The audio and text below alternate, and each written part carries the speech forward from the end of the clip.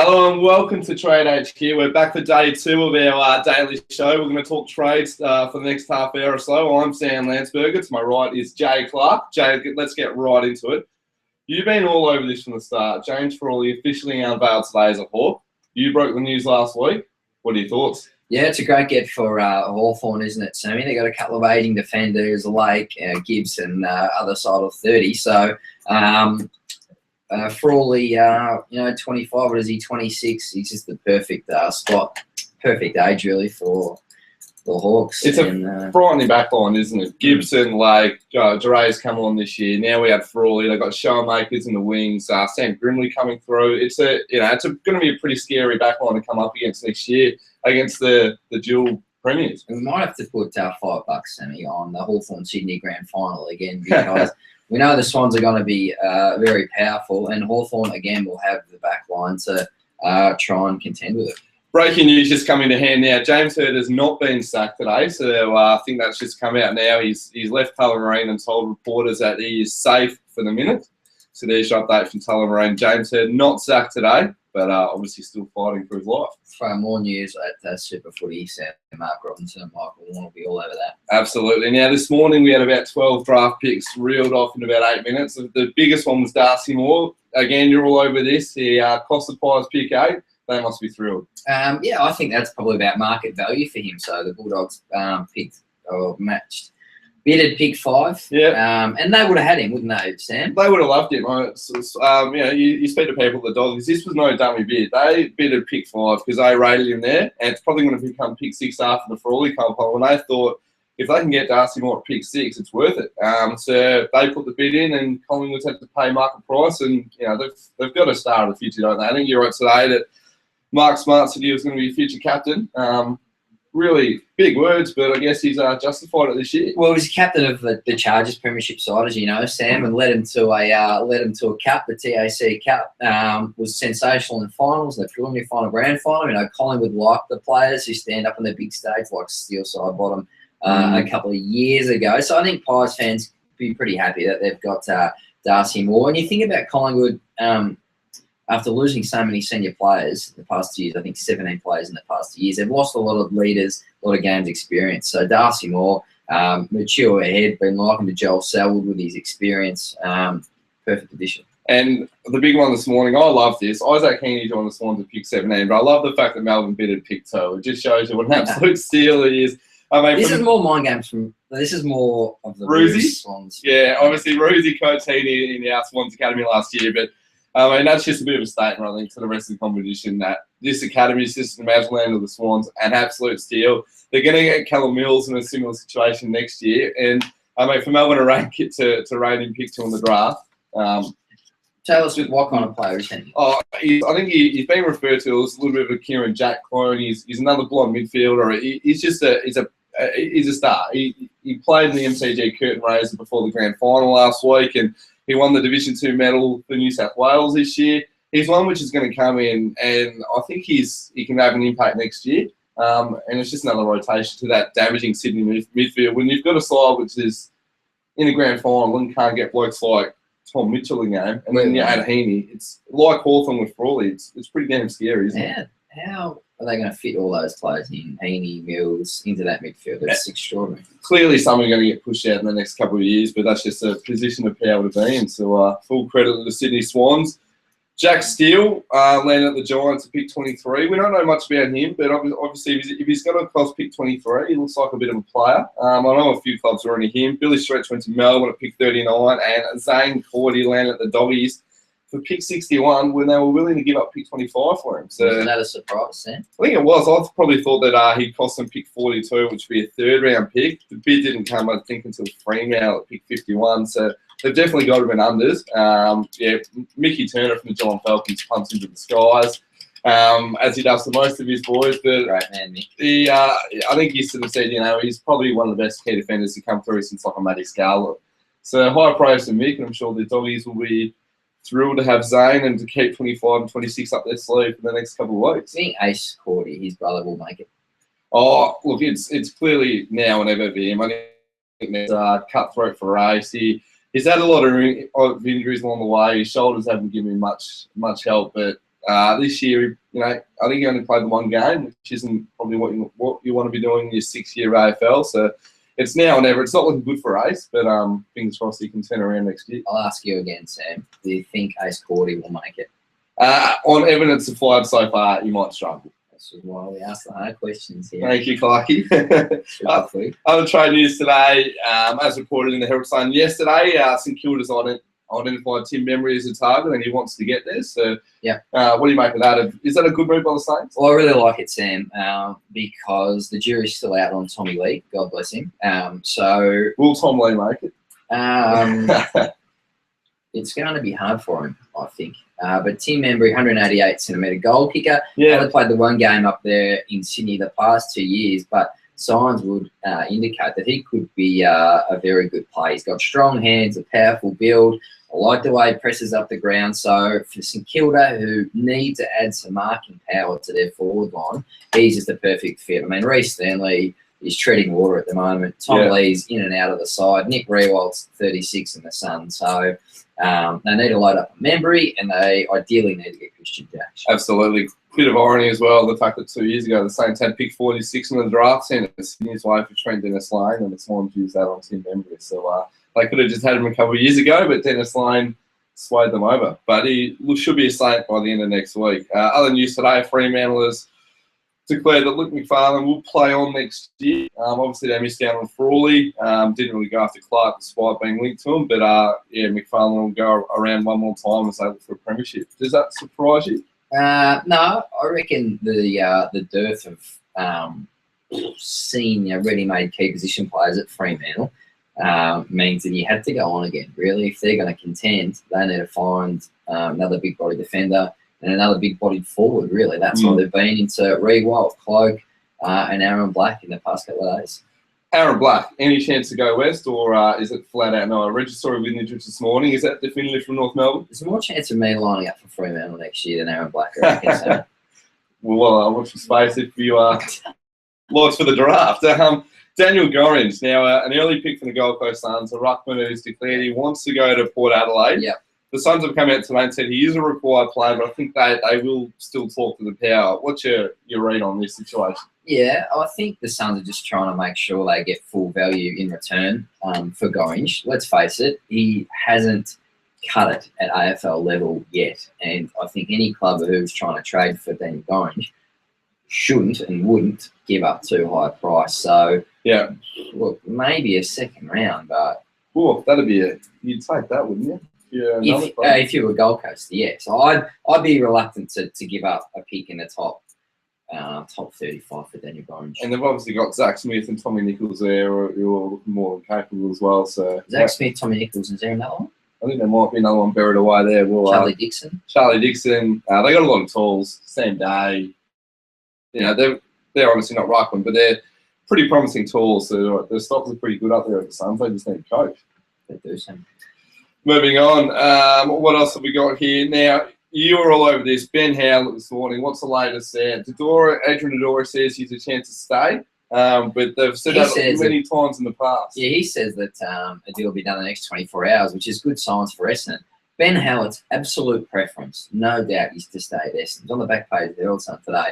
He definitely wants to stay at Essendon. He definitely wants James Hird to remain as coach, but their contract had to include a few more pennies because this is why a deal hasn't been done, because the contract hadn't been agreed upon. But clearly they've said to Essendon, if the deal isn't bolstered by Wednesday or Thursday, then they will exercise his rights to move and look elsewhere. And up to 6 clubs are interested, including Carlton. 6 clubs. I mean, I know he didn't have a great season, Ben Howlett, but he's hard. He tackles. He's accountable. He's not overly quick, but I think he's certainly shown his best 22 material at Essendon. Played 97 games in the past 5 years, 5th and the best in the first 2 years ago. So he's a player of some quality.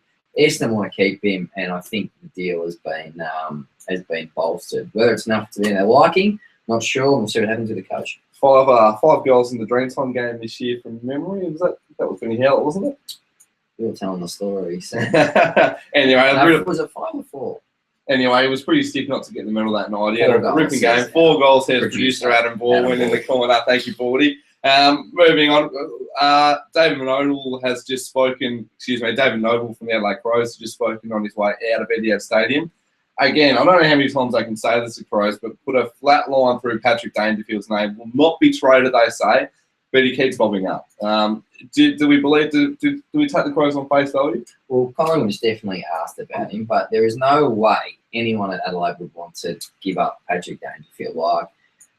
He's an extraordinary player. He's best 10, potentially best 5 in the comp. He's 24. He's captain. He could win Brownlows. You don't give these players up, Sam. He's a free agent next year and out of contract. Is that a concern for the Crows? Your club has got to back itself in to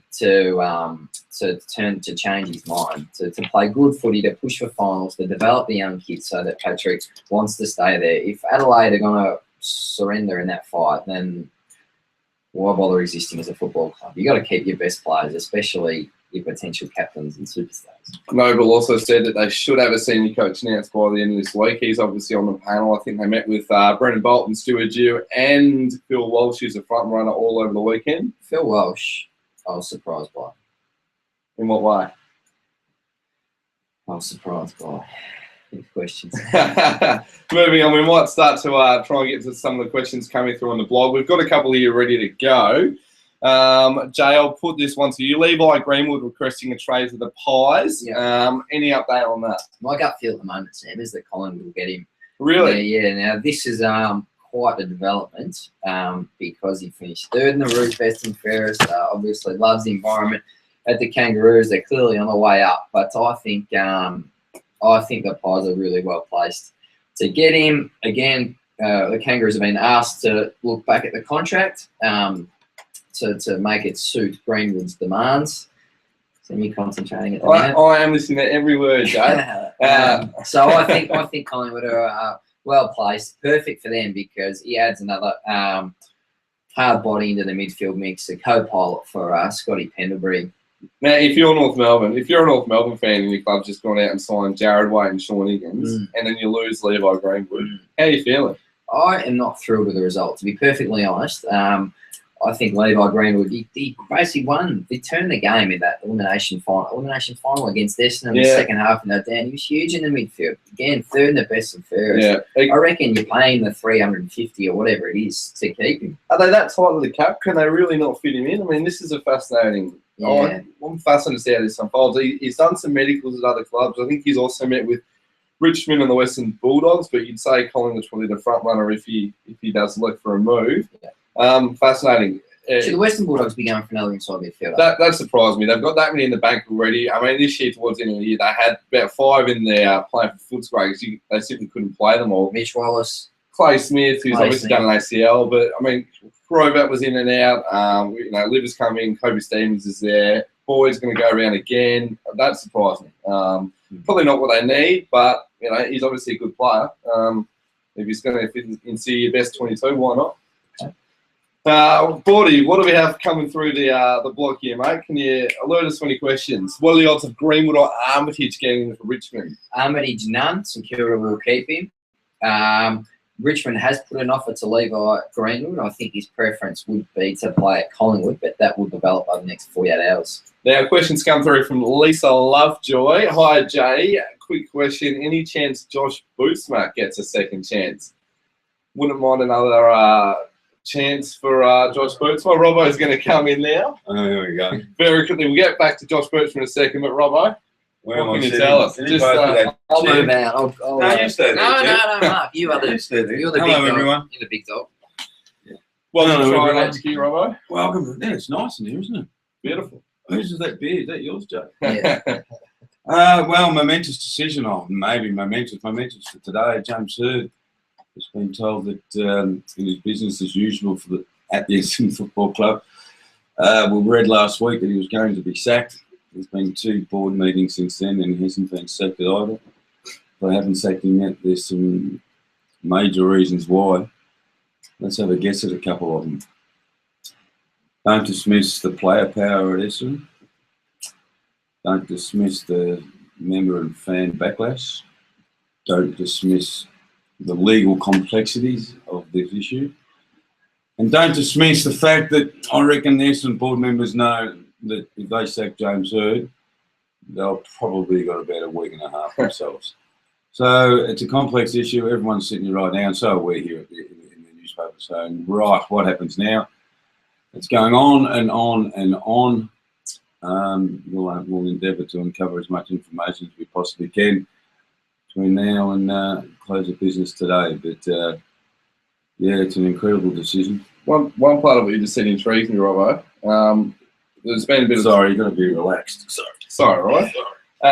We've read over the past few days that he's probably hanging on a legal technicality. Now you've just said that it's actually a bit of player power behind it. Now that seems to be a pretty important point. Yeah, there's a lot of issues. I mean, you just can't. It can't be all a legal fingernail. He's in the federal court on Thursday. Will that change it? I mean, I don't know. Sorry, where you off to? I'm out, mate. Goodbye. Clarky. Goodbye, Joe Clark. No, I'll tune in from my desk. It's a complex issue. I mean, there's just so many layers to it. There's no doubt there's some legal complexities to it. There's no doubt about that. But what I suppose might have, has to take into consideration. I mean, key stakeholders of a football club are the fans and the players. Now, if there's an overwhelming response from the fans they want to keep Hird, they've got to take that into consideration, because there will be an extraordinary general meeting if that doesn't happen, if Hird gets sacked. So, but at the same time, there's some people at Essendon who want to see the back of James Hird for a variety of reasons. As we sit here right now, I would think the overwhelming feeling towards Essendon is, what a mess. Fascinating. Sam, what a mess of a club. So what's the next main step? Is there... Well, next main step is the next play is the federal court hearing on Thursday to find out whether the appeal can be expedited. I don't know what that plays in it. To me, a real interesting step will be finding out from ASADA whether they will still be issuing their J-cause notices while the Hird appeal process is going on. If that's a yes, if that is a yes, which is not delaying the players learning of their consequences, this is a non-story. The Hird's being sacked because the players said, we want to find out. We want to go through the process and find out. And Hird said, well, I want to go to the federal court. Essendon said, no, we're not going to the federal court. Don't do it, James. James said, well, I'm doing it. It's putting him at odds with the club. And then it's not going to delay. If it doesn't delay, but it's up to ASADA. I mean, ASADA want to end this, Essendon want to end it, Hird want to end it, the AFL. Everyone's on the same page there. They've just got to try and work out what's the best way of doing that. So how big is today? For James Hird to survive today, how big is that in the big picture? I'll tell you how big it is in the big picture. Last Wednesday, Hird was supposedly sacked. Last Thursday, Hird was supposedly sacked. Today, Hird was supposedly sacked. And right now, Hird's not sacked. That's how big it is. He's still the coach of the Essendon Football Club. Robbo, we've got one question coming through off the live blog, if that's all right. We've got Chog Dog asking, do you think Ben Howlett will stay? There's more chance of Ben Howlett staying if James Hird's coach. And that's big in itself, isn't it? Yes, it is. There's a lot significant. Of... I wrote this morning, Sam. I don't know if you read the paper. Do you read the paper? Every word, Robbo. Well done, Sam. We touched on the fact that there's some players out there who might consider leaving the football club. I mean, the football club is disjointed. It is. It's not broken down, but it's starting to split after being so solid for so long. Some players are considering their future. Wow. So I think Howlett, let's be honest. I mean, Howlett's a player who he's played some really good football for Essendon, but he still hasn't cemented a walk-up position in the midfield. Because Essendon have got to be very aware of Howlett, Joe Watson, Heath Hocking, Dyson Heppel, all in the midfield. There's no speed. There's no speed. There might be speed of mind, but there's no leg speed. So they've been trying to get some younger players in and quicker players, and Howlett has lost that position. So if he gets some love from another club, he may well go there. But if Hird stays, I think Howlett may stay. If they want speed, they signed it last week. He might be a few years away, but that young Irishman, Conor McKenna, is blisteringly quick. Is he really? Oh, absolutely. I think he ran a sub-3 20-metre, and he was up there in the repeat sprints as well. So, where's Essendon? Is Essendon, or which clubs are going after Jeffrey Garlett? Well, Essendon's been linked to him. I'm not sure there's too much interest. Garlett and Mitch Robinson were obviously thrown up early. I think the Brisbane Lions might have dangled a bit of bait there out at Robbo, but it seems the Bombers have got the most interest in Garlett. The Bombers have missed out on Tim Membry, who wants to go to St Kilda. It'd be fascinating to see if Garlett does make his way across the Tulla Marine. Would he be a good fit there? Oh, yeah, Essendon needs leg speed. A lot of clubs need leg speed. I mean, we saw what Isaac Smith and Brad Hill have transformed Hawthorn. I mean, you just can't do without leg speed. Got one more question here from Ant for you, Rob, if that's okay. To be completely fair to Essendon, what would Port have to give up for Ryder? If Beams is worth more than pick 4, is Ryder not the equivalent and worth a top 5 pick? Top 5 pick. I mean, yes. If you were going to have 1 to 16, right, 1 to 18 ranked ruckman in the competition, where would Ryder be? Oh, top couple for sure. Right. So we're looking at Sandilands. We're looking at Goldstein maybe. The Mumford's up there when he's on the Jacobs and Sam Jacobs and Ryder. They're top 5. Right. So top 5 pick. Yeah. You can't say, hang on, he's a top 18 pick if you're taking all the other players. As a ruckman, ranked 1 to 18, he's a top 5 pick. Now, where's Beams in the midfield? So I wouldn't say Beams is a top 5 midfielder. He's a very, very good midfielder. Come on. Yeah, top 12 midfielders, top 15. He's a gun. He's a gun. But there's a lot more of them, midfielders. If you're Adrian Dodoro and Port comes to you and says pick 16 and Andrew Moore, are you closing the door straight away? No. No way. No. Yeah. You? Oh, see you later. No way. If I was them, I would say it was pick 16 and... Geez, I like the way Jake Neal developed this year. We might take Jake Neal. That's all right. So, gentlemen, Impey's name's been mentioned. First round pick from last year. I'm not sure if he stacked up to be a first round draft pick. Anyway, that's it. Can I leave you with the show? Can I get one more to you, Bravo, if that's the right place? Shane's asking, if Hurdy's still the coach, what does that mean for Bomber right now? If James Hurd stays coach of Essendon, Mark Thompson will not be at Essendon next year. That is as simple as that. There you go. Brilliant. Thank you very much, Robbo. No worries. See you, everyone. Appreciate your time. Just get out and walk in. Yep. That's how we roll at Trade HQ. Thanks, Robbo. No worries. Beautiful. We might feed through one or two more, Baldy, then we might wrap it up. If, what else have you got for us? Any questions feeding through? Do you want to jump over here, mate? No, you're doing a good job, mate. Thank you. Away. Got one at the top here for you. What about this one here from Kajawana? Are Brisbane willing to part with pick 4 and Mays for Beans? Well, they've said flat out no. This is getting really interesting, Dan Memes. The Pies have asked for Zorko, Hanley, Aish or Mays, as well as pick 4. And the line said flat out no. I love Derek Hines' comment this afternoon. He said, we want players because we're not going to become an under 20 side. So that's going to be fascinating how it plays out. No developments today. Collingwood set Brisbane a deadline on Friday to get the Beams deal done. So we'll have to wait and see. One more, Baldy. What have you got for us? We've actually a new recruit, Jay Clark's come back. Thank you, Clarky. We've got about 2 left here. You can hopefully help us out with Craig's question. Are the Blues on the right track chasing Liam Jones and Kristen Jacks? What do you think on that, Sam? I love it. I think Liam Jones, if you're going to get him to pick 42 or whatnot, I reckon that's an outstanding deal for the Blues. He's 23. He's had 6 years of development put in. It looks like he's about to go boom, and it's worth the punt. Kristen Jacks, well, he's nominated the Blues as his preferred destination slightly ahead of St Kilda, but they're going to struggle to get that deal done.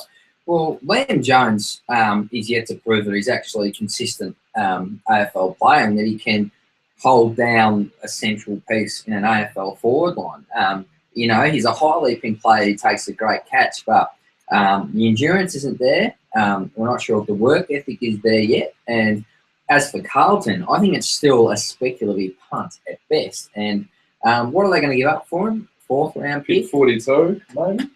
3rd round pick?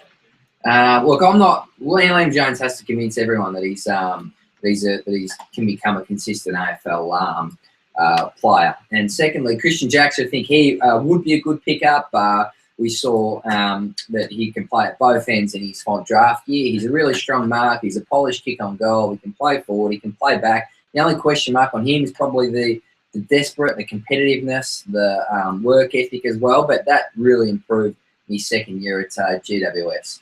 Time to wrap up, Clarky. You've been magnificent. We even had Robbo on here, which is an outstanding cameo. You've been great, sir. Thank you very much for your time. Thank you. Get back to writing tomorrow's newspaper, so make sure you check out the latest from this man. It was all over the trade week in the off-season, dominating so far. Thank you to our producer, Adam Borbin, and we'll be back tomorrow for more Trade HQ. How do we stop this?